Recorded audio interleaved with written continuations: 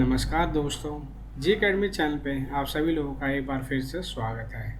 मेरा नाम है भरत गौतम और आज हम कुछ क्वेश्चन आंसर सॉल्व करने जा रहे हैं अपनी प्रीवियस वीडियो पे, जिसमें मैंने आपको मैग्नेटिक रिलक्टेंस, परमेबिलिटी और परमिटिविटी के साथ मैग्नेटिक फील्ड के बारे में भी समझाया है। तो चलिए बिना किसी देरी के अपनी वीडियो स्टार्ट करते हैं। तो चलिए पहला क्वेश्चन देखते हैं।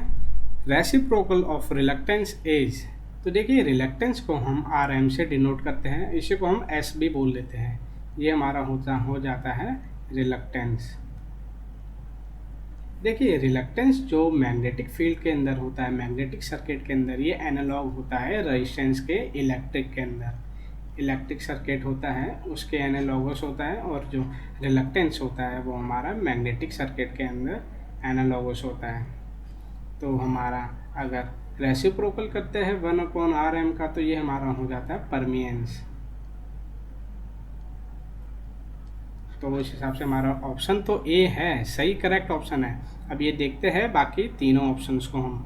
देखिए अगर हम रेजिस्टेंस का रेसिप्रोकल लेते हैं 1/R रेजिस्टेंस, इसको भी हम कंडक्टेंस बोलते हैं।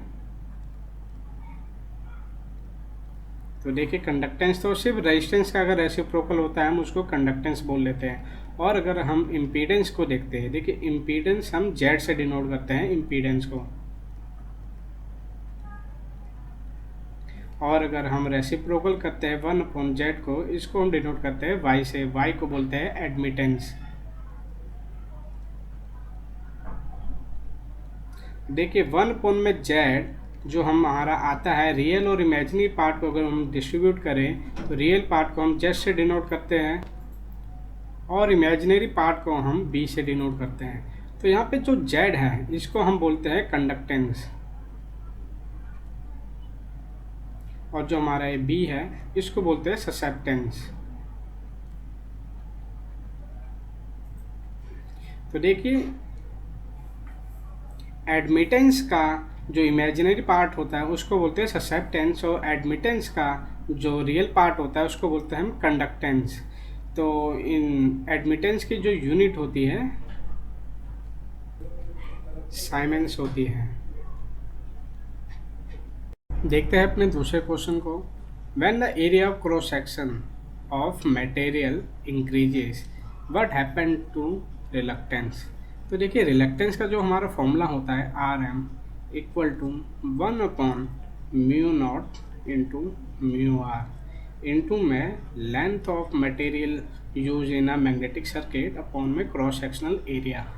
तो यहाँ पे देखिए गौर से 1/μ0 और 1/μ0 इंटू μr, ये तो हमारा कांस्टेंट हो जाता है जिनकी फिक्स वैल्यू होती है। तो अगर हम यहाँ से देखें तो रिलक्टेंस जो होता है, reluctance is directly proportional to length of material used and inversely proportional to area of magnetic circuit। तो देखिए अगर हमारा एरिया इंक्रीज होता है तो जाहिर सी बात है रिलक्टेंस की वैल्यू हमारी डिक्रीज होगी। उस हिसाब से अगर देखा जाए तो option B is correct, option B is correct. तो बढ़ते हैं अपने अगले क्वेश्चन पे। तो देखते हैं अपना question number 3, unit of reluctance is. देखिए मैंने रिलक्टेंस का जो आपको फॉर्मूला पढ़ाया था उसमें मैंने बताया था रिलक्टेंस का जो यूनिट होती है हेनरी इनवर्स। तो देखिए ऑप्शन में हेनरी इनवर्स तो है नहीं, लेकिन हमारा जो रिलक्टेंस का फॉर्मूला होता है वो ऐसे भी दिया जाता है, MMF equal to phi into reluctance. तो देखिए F को हम MMF बोलते हैं, MMF, और MMF इक्वल टू होता है एम्पेयर टर्न्स, जिसको हम NI से डिनोट करते हैं।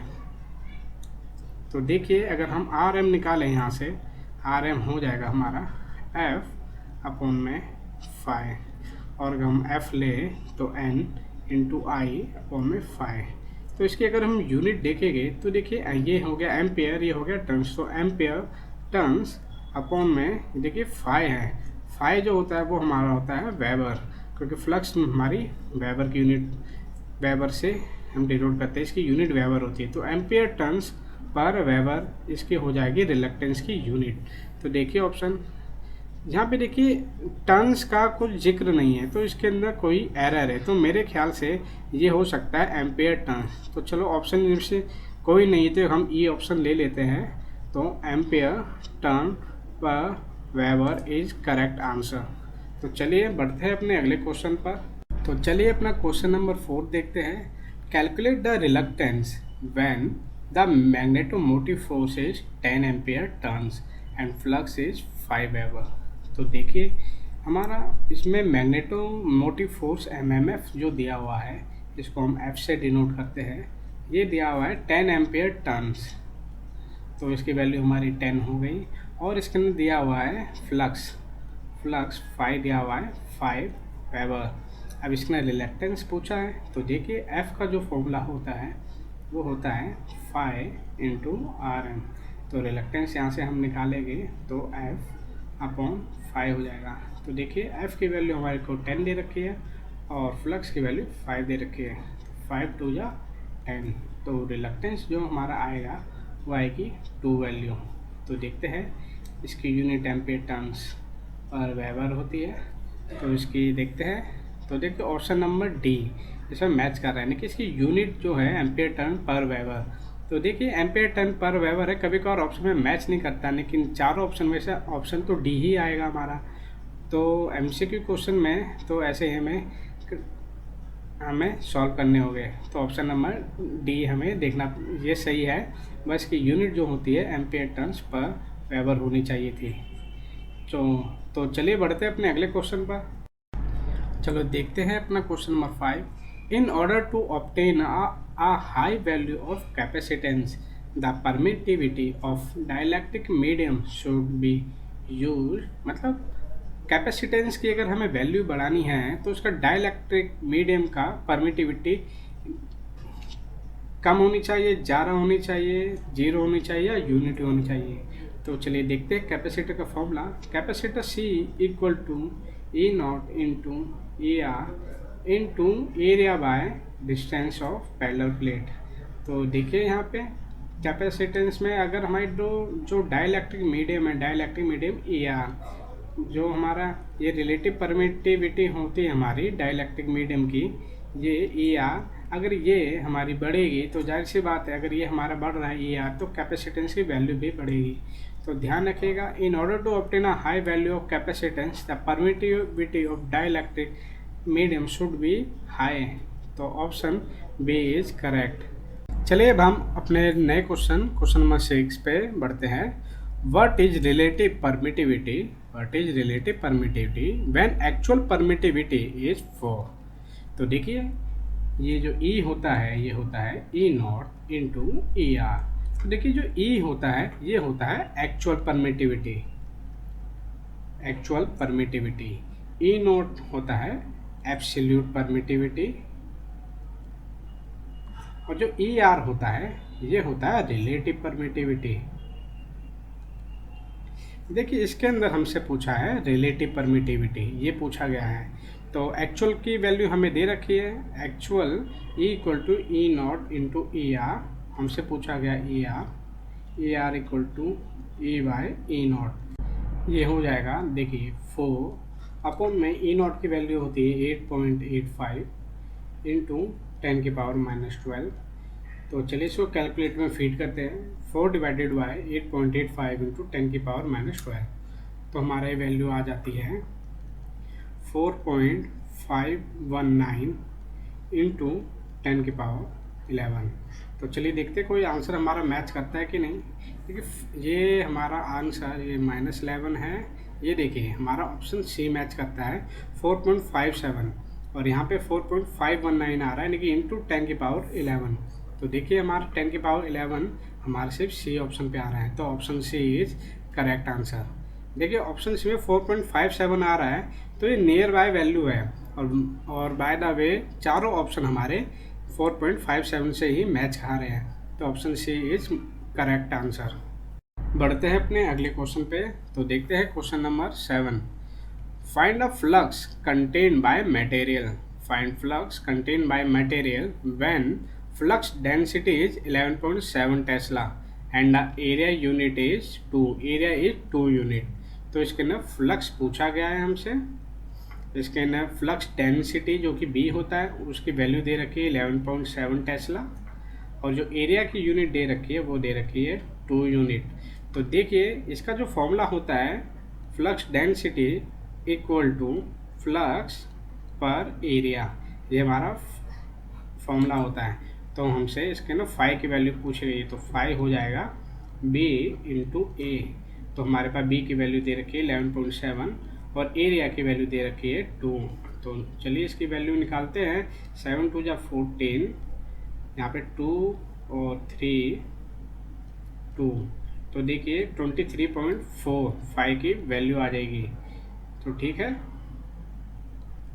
तो हमारा ये 5 हो जाएगा 23.4 वेबर। तो चलिए ये ऑप्शन देखिए, ए ऑप्शन हमारा एकदम करेक्ट है। तो बढ़ते हैं अपने अगले क्वेश्चन पे। Question number 8, find the magnetic field intensity. Magnetic field intensity when the flux density is 8 × 10⁻⁻6 Tesla in medium of air. तो देखिए जो हमारे बी का फॉर्मूला होता है, हमारा जो बी का फॉर्मूला होता है मैग्नेटिक फ्लक्स डेंसिटी, ये होता है हमारा μ0 × H। देखिए हमारे जो बी हो जाएगा मैग्नेटिक फ्लक्स डेंसिटी हो जाता है ये, और ये H हो जाता है हमारा इंटेंसिटी। तो इसके अंदर पूछा गया मैग्नेटिक फील्ड इंटेंसिटी, तो हमारा H की जो वैल्यू आ जाएगी ये हो जाएगी B/μ0।